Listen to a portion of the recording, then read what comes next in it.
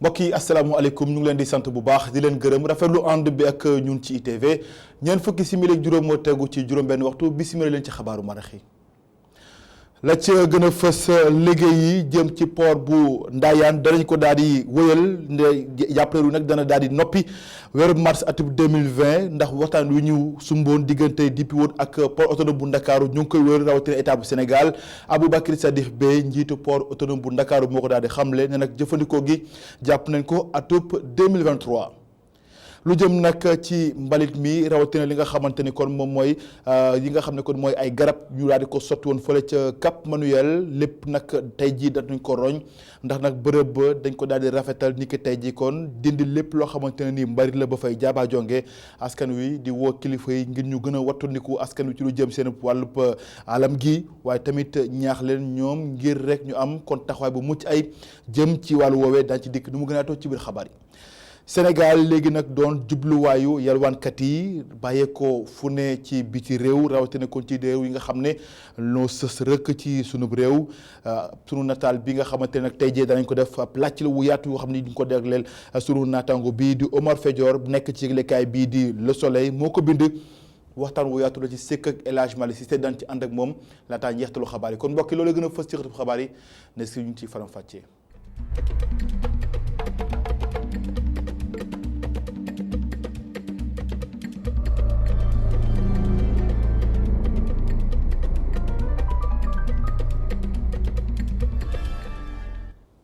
réewum Sénégal taxaw tem ngir fàggandiku ci lu jëm ci coronavirus boobee rawatina ci port bu autonome bu Ndakaaru lépp la cay matuwaay kon jël nañ ko ba noppi njiit la moo ko daal di xamle Aboubacry Sadikh Bèye ne nag bépp gaal boo xam ne di nga teg sa tànk fii ci réew mi danañ la caytu maanaam ab contrôle ngir xam ndax boobu jàngoro indaale nga ko déet ni ki tey kon la ko daal di xam la ñu teewli kàddu moom Aboubacry Sadikh Bèye ci micro Cheikh Hassana Fall. waaw xam nga port dafa am dispositif boo xam ne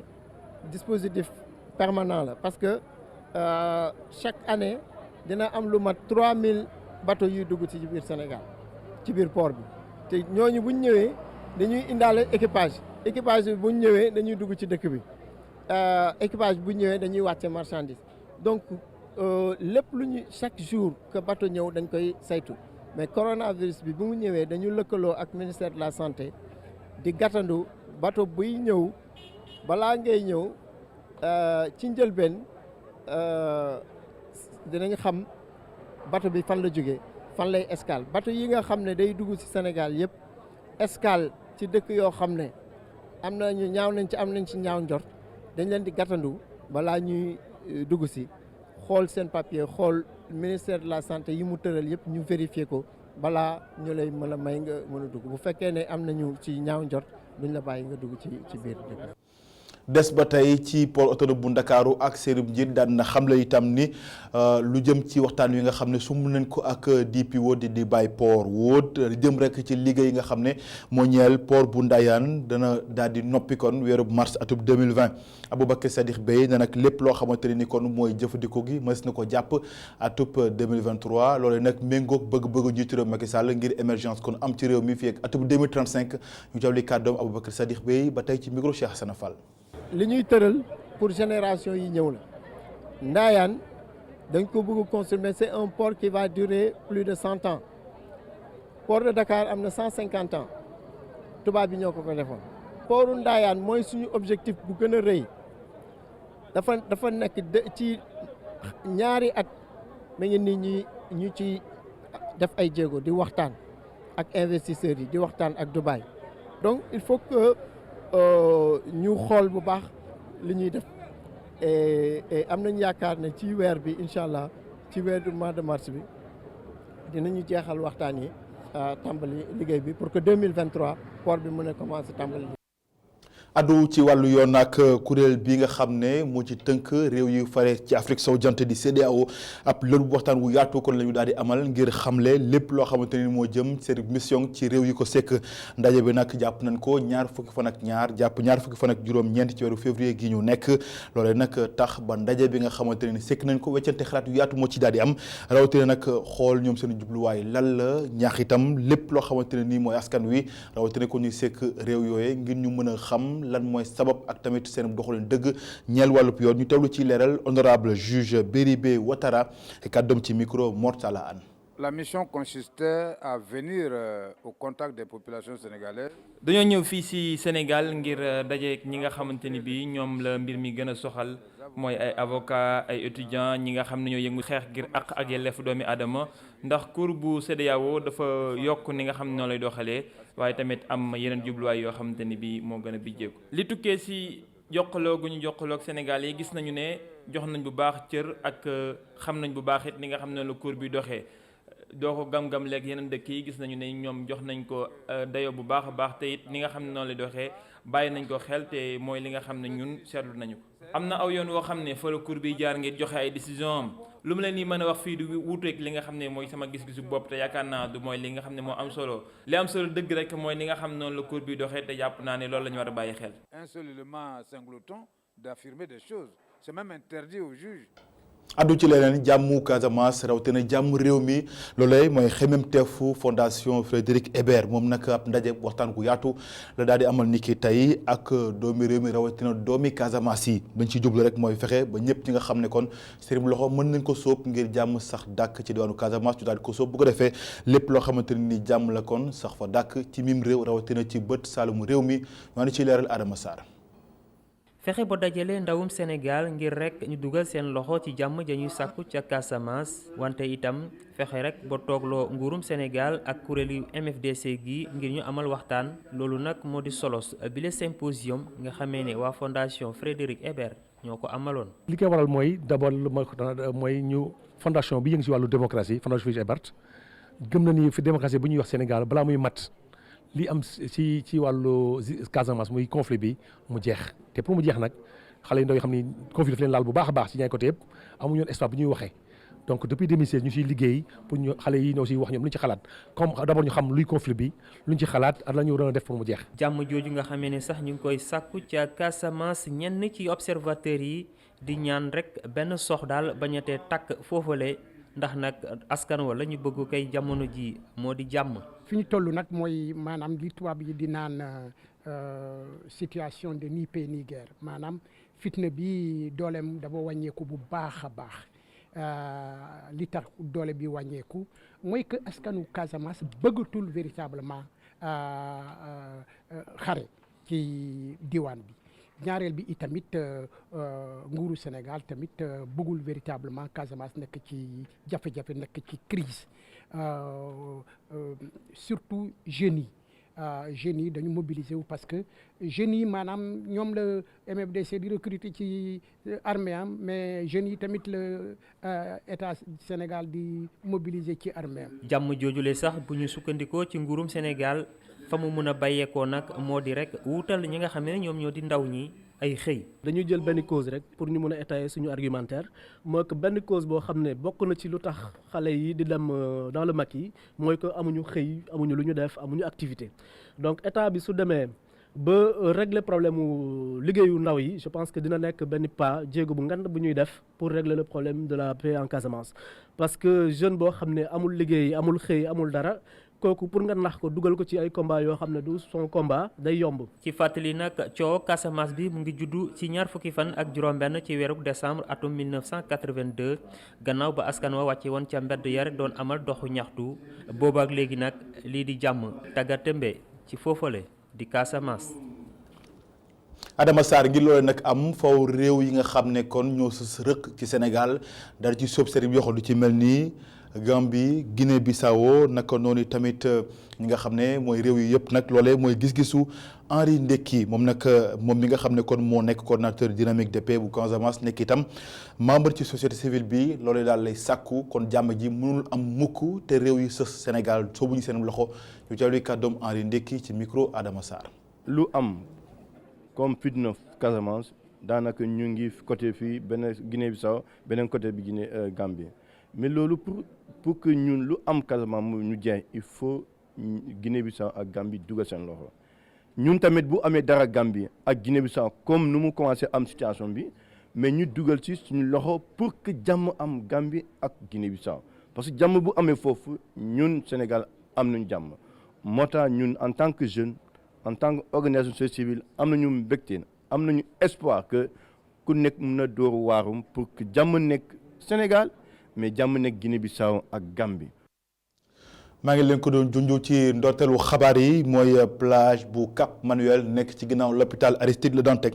ay mbalit rawatina kon ay garab yoo xam ne dañ ko jëfandikoo ba noppi bàyyee ko kon ci l'hôpital yi moo ci doon jalaa ñëw tey nag askan wi xëy dem setal ko ba mu set wecc ndax nag bërëb la boo xam ne askan wi dañ fay dem ngir dallu waaye tam ngir féexlu loolee nag jàpp na ne ni mën na indi ay njeexintal seen wàllu wér-gu-yaram ba tax tey ni nu soobee setal ko ba mu set wecc mbégte kot lañ ci àndal ba noppi ñaax kilifa yi ngir rek ñu daal di leen taxaw ci lu jëm ci nit ak ndëkkooram maanaam alam gi rawatina tamit ñoom askan wi ñu daal di leen ñaax ngir ñu am kon taxawaay gu mucc ayib jëm ci wàllu woowee ñu teelu ci leeral Mortala Anne Souleymane Diagne Souleymane Meng reportage. lu toll si ñaar fukk ak juróomi association ñoo teewoon si plage Cap Manuel pour mën ko seetal ñu fekk fa ay aiguilles seringue ay poches de sang ak i sachet plastique feesoon fa del. Après avoir constaté justement que cette plage. bi ñu xamee ne tefes gi nit ñi dañ fiy sànni lii di ay déchets médicaux muy ay seringue ay poches de sang ak yu ni mel si lañu jël xar suñu tànk tubéy ngir ñu nettoyer file ñun ak ay association yoo xam ni si askan wi la ñu bokk ak képp koo xam ne mën nga ñoo jàppale ngir plage bi mën a set nit ñi di fi ñëw ak jàmm. Nettoyer tout le pays. docteur bi moom mi ngi sukkandiku si ñu ñax askan wi si gàllankoor yi leen yiy déchets mën a indil. solution bi mooy nit ñi il faut ñu xamal leen danger yi si ne il faut ñu jàngal leen maanaam déchets biomédicaux yi traitement biñ ci war a def pour que mu bañ a lor kenn il faut que ñu jàngal ñu fàttali ko fajkat yi il faut ñu jàngal ko population bi bu dul loolu tamit il faut que autorités yi aussi indi ay jumtukaay yu doy yoo xam ne déchets yooyu dinañ xam fan lañ koy yóbbu ak nan lañ koy def. ci association yi nga xam ne teew lañu si bileb set setal ñi ngi sukkandiku ci wàllum citoyenneté. en réalité. dëgg la xeex wàllum mbalit lu war la ndax mbalit bi bu bëree dafay am njeexital bu bon ci alom bi waaye li ëpp solo mooy ñu yar suñu bopp tàggat suñu bopp li ñu woowee ci nasaraan citoyenneté nga nekk chef d'entreprise nga nekk borom kër nga nekk borom daraja loolu ñëpp la war ñëpp a war a ñëw fexe aar gàncax gi ak alom bi. et agir ensemble c'est aussi simple que ça. plage bu Cap Manuel daanañu koy nettoyer. association yi teewoon ci boobu leen nettoyage ñi ngi ñax askan wi ngir ñu aar gàncax gi ngir ñi suñu njariñ. Mortala Anne jërëjëf Sénégal nag léegi bokk na ci académie Bocuse nekk nag loole depuis ñaari fan yoo xam ne kon ñu ngay jongante ci lu jëm ci wàllu togg ak lépp loo xam ne kon moo jëm ci lekk gu neex Sénégal nag ne samp ab raay boo xam ne ñu ngi ko dippee kon Bocuse d'or international Bocuse d'or national laata kon ñu dem ci international bi pàcc gu njëkk gi la loole nag ne mbir moo xamante ne nii nag lañ ci jublu mooy fexe ba togg yi kon ci réew mi ràññeeku lool ci àdduna rawatina ci bitim réew waaye tamit lu weesoo li nga xam ne kon teg nañ ko ci raay daal di ko jël loolee mooy jubluwaay bi ñu waan ci leeral reportage bu Boubacar Dieng. chef yi concentré wu ku si nekk sol ab toog takk tablier yore ab stupule ak fouet si loxam concours Bocuse bi mooy njëkkeel bi yoon ñu koy amal ci Sénégal bi lay jongante ay chef yu jóge ci réew yu nekk ci àdduna bi ñoo ci bokk lile ngir seeni nattangoo xam leen waaye itam àdduna wërngal këpp. la cuisine sénégalaise. togg Sénégal nit ci xam nañ ko bu baax fii ci réew mi waaye dafa mel ni joxuñ ko cër bi ko war foog ñu gën a fësal ñii di chef yi di togg lekk yooyu noonu may leen ñu mën dem ci ay jongante international ndax ñu gën a xam suñu lekk yi. waaw vous savez c'est des gens qui travaillent dans l'ombre. ay nit la yoo xam te ne xamuñu leen bu baax parce que si wàññi nañuy nekk di toggal togg yu neex sénégalais yi ak gan yi fii ñëw ak ñu jóge bitim réew ñëw xam si Dakar ak pôle touristique yi mais fësaluñu leen bu baax kon loolu mooy suñu objectif moo tax ñu organiser concours bu mel nii ndax ñu jox leen cër bi leen war ñu gën a xam lii di gastronomie sénégalaise. de la gastronomie sénégalaise. daxin mbaxal Saloum etoje cere baase Sénégal bari na ay togg yu wuute li sax tax cuisine sénégalaise amul dara lu muy ñëwee togg français yi wante li am ba des mooy art culinaire africain fi mu toll nii pour ñu exporter ko dafa jafe. cuisine sénégalais ñun dañ war a wane suñu bopp aliment Sénégal yi xam na ni fi lañ koy jiwee fi lañ koy utiliser fi lañ koy cultiver yëpp mën nañ ko def léegi ci cuisine d'une manière que ne étrangers yi partout dans le monde dinañ gis ne cuisine bi développé wu na donc loolu te et puis goût bi il faut ñu koy génne astuce bi yëpp mooy goût bi bu relevé woo rek après ça va très bien. bouillon yooyu yëpp normalement boo ko écarté ne t'empêche pas de faire une bonne cuisine. te soo ñemee lekk bi di nga xam ne am na goût bu neex parce que poivre du bouillon sel du bouillon am na yeneen astuce yoo xam ne ni boo ko si defee ay ingrédients du doon bouillon. soppiwaat suñuy produits locaux gën leen jox jëmm ñu ngi ko mën a jaaree ci ndaw ñi loolu lee tax ndongo yu bari yi nekk ci école hôtelière ñëw fii ngir jàppale juróom-ñetti toggukat yu mag yi nga xam ni ñooy jongante ci Bocuse d'Or Sénégal. ñoom ñi xam nañu ko togg fi mu toll nii doonatul li mu nekkoon ndaxte dafa am ay coppite. boo demee école lu ñu lay jàngal dañ lay jàngal des plats européens et des plats africains donc du coup une fois nga pare sa formation boo fi nekkee di nga mën a préparer plats africains yi boo tukkee tam boo demee Europe di nga mën a liggéey foofu parce que jàngal nañ la nu ñuy toggee des plats européens. tey jii boo gisee yeneen plats yi ñi gën a favoriser wu parce que comme ceeb maafe c'est parce que demande bi moo ëpp foofu lu ñuy ñiy lekk ceeb ñoo gën a bëri ñi lekk que soit yeneen plat yi ceeb fii moom Sénégal foo toll foo dem ceeb donc maa fee mu tebb si ay suppu kànja ak yooyu moo tax ceeb moo nekk ceeb moo nekk plat yi nga xamante ne moom la ñuy gën a lekk fii Sénégal ñi koy lekk ñëw bëriwul parce que boo demee tey restaurant looy njëkk a laaj ceeb c'est ça moo tax ceeb mu gën a nekk plat bi nga xamante ne sénégalais yi moom la ñu gën a bëgg. ndaw yi nga xam ni am nañu cofeel ci wàllum togg ëllëgu togg Sénégal ak Afrique yépp mu ngi seen loxo loolu lee tax bu ñu bëggee tradition culinaire ancestrale yu Afrique yi dem ba bitim réew ci ñoom ñii la ñu war a investir. Boubacar Dieng di ko gërëm daal di waxtaanee benn ponk ca bitim réew ca Guinée Bissau l'armée bi nga xam ne moo farek Umaro Sissoco Embalo nekk njiitu réew Gambie dañoo teg yoxo lu jëm ci rajo nationale bi ak télévision nationale bi ba noppi dàq ca bërëb ya képp koo xam ne taskatu xabaar nga ñoom yemu ca ndax lépp loo xamante ne ni kon moomeelu askan wi la lu ci mel ni palais bi ak palais de justice ba fa nekk lépp kon dañ cee teg yoxo jamono ji ñoom militaires yooyu le ndax nag jàpp leen ni Umaro Sissoco Embalo moom jot nañ ko samp ci bopp réew ma alxames gi ñu génn waaye nag loolee amulewul ginnaaw résultat kon yi nga xam ne amee na ci jongantey parlementaire réew yi fa tukkee loolee nag cour suprême bu dëkk ba daal di ko dëggalu ko kon moom dañ ko samp laata kon cour suprême di ko samp comme nun ko waree ak taarix yi nga xam ne kon loolu la ko joxe ca dëkk ba.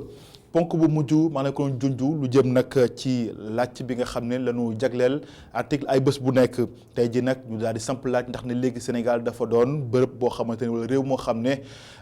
ñi nga xam ne ko ñu yelwaankat yi dañ ko def seen moomeel wala seen jubluwaay ndax luñ ci nemmeeku mooy ay dëkk yu bëri yoo xam ne ñu ngi sës rek réewum Sénégal bu ci mel ni Mali Gambie Guinée Bissau ak ñii di waa Sierra Leone ba ci sax Guinée Burkina Faso nekk ay réew yoo xamante ne nag sës na Sénégal te nag seen doom di fa bàyyi ko dikk fii ci Sénégal rawatina ci Ndakaaru di fi daal di yelwaan loolu nag sunu naataango yu Le Soleil ñoo ko daal di defal jagleel ko xët wu yaatu sunu naataango bii di Omar Fedior moo ko daal di bind sekk na ci waxtaan gu yaatu ak El Hadj Malick Cissé ñu ànd ci moom ci leeral.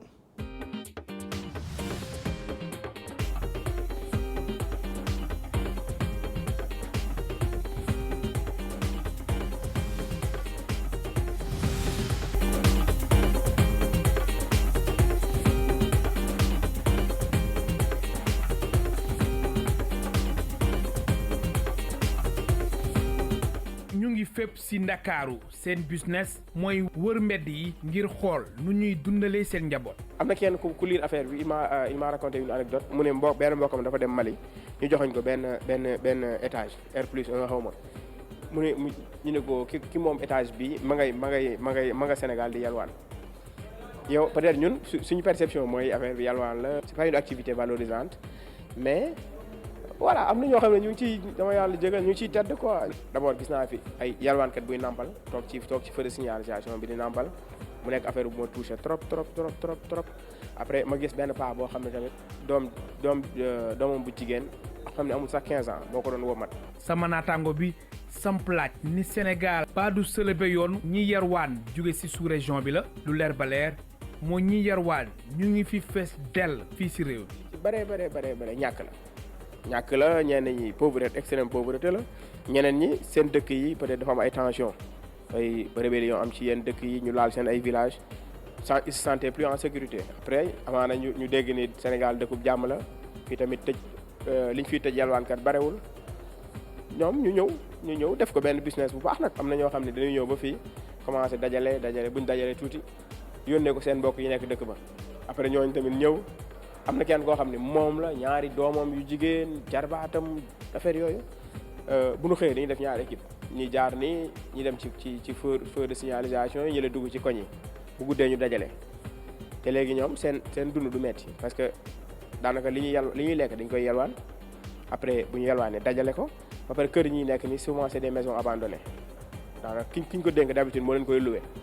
am na ci ñu ma waxtaanal benn kër boo xam ni borom xam naa da ko defar mu des finition yi amagul ay fenêtre ak buntu yooyu maam ku ko dénk kooku moo leen ko suur-loué mais tëdd ba yëpp ñoom seen location ba yëpp tëdd rek lañ fay def. directeur bi amee wàllum protection de l'enfance di xibaar su naataango yu nekk ci quotidien national bu Soleil ni si junni ak juróomi téeméer ak juróom-ñaar fukk ak juróom xale yi nga xamante ni génne na leen si mbedd mi juróom benn téeméer yi ak fanweer ak juróom yi ci biti réew nañu jóge. ñoom nee nañ def nañ benn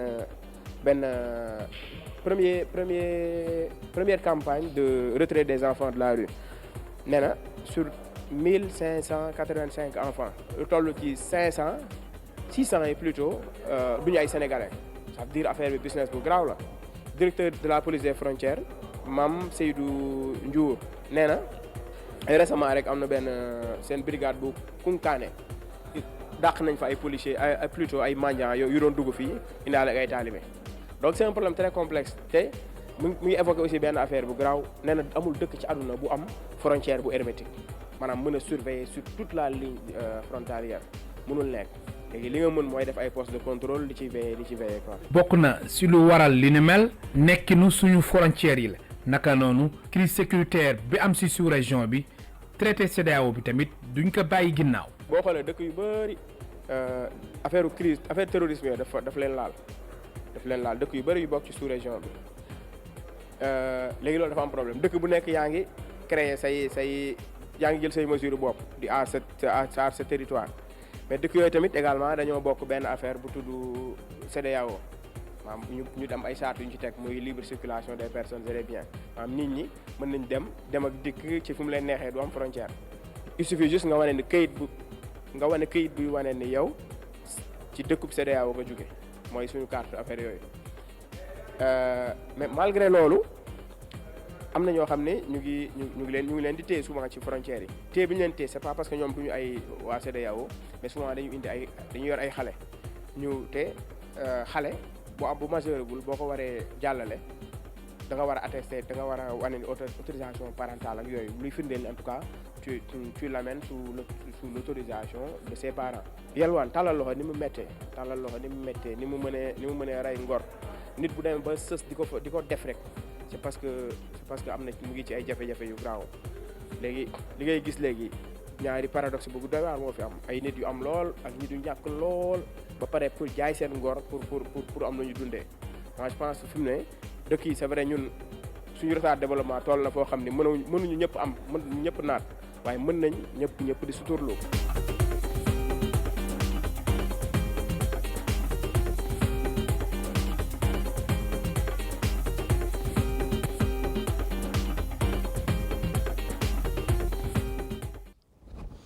gërëm ko bu baax El Hadj Malick Cissé gërëm leen mbokki ci ànd beeg ñun ci ITV loolu moo laf làccu xabaaru marax yi gërëm ñëpp ñi ci jàpp ba mu daal di yemb rédaction bi jox leen dox daje 19h45 ci kàllaama tubaab ak Adama Anouchka Ba ma jox leen dox daje minuit ci jukki xabaar yi feeg boobu ngeen wéy ñu topp ci ITV ndax mbiri nga ci jërë ngeen jëf.